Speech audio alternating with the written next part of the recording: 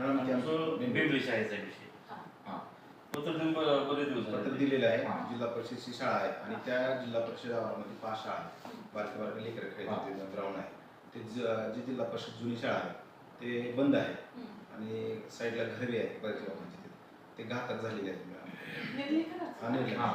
बऱ्याच दिवसापासून पेंडिंग आहे. मॅडम मागील सीओ साहेबांना होते साहेब त्यापासून आम्ही प्रयत्न करतो.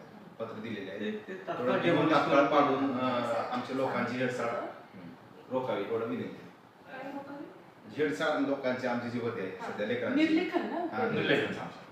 बेंबळी जिल्हा परिषद शाळा प्रशाला.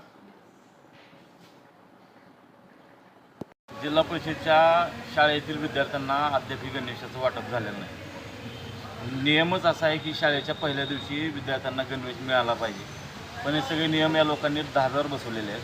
दुसरा असा विषय आहे की आमच्या कानावर जो विषय आला की जिल्हा परिषद अध्यक्ष सीओ आणि यांच्या मनमानी कारभारामुळे आणि एकाच व्यक्तीकडून किंवा एकाच एजन्सीकडून गणवेश घेण्यासंदर्भात सक्ती केली जात आहे. मूळ नियम शासकीय नियम असा आहे की त्या शालेय व्यवस्थापन समितीला ते अधिकार आहेत गणवेशची चॉईस करणं, गणवेशची रंगसंगती ठरवणं आणि गणवेश वाटप करणं. ते नियम सगळे ढाब्यावर बसून एकाच एजन्सीकडून गणवेश घेणं बंधनकारक करण्याचा प्रयत्न खाली जवळपास 1 महिना उलटून गेला तरी विद्यार्थ्याला अद्याप गणवेश मिळालेले नाहीत. आणि याचंच निवेदन देण्यासाठी आम्ही आता सीओ मॅडमला भेटलो.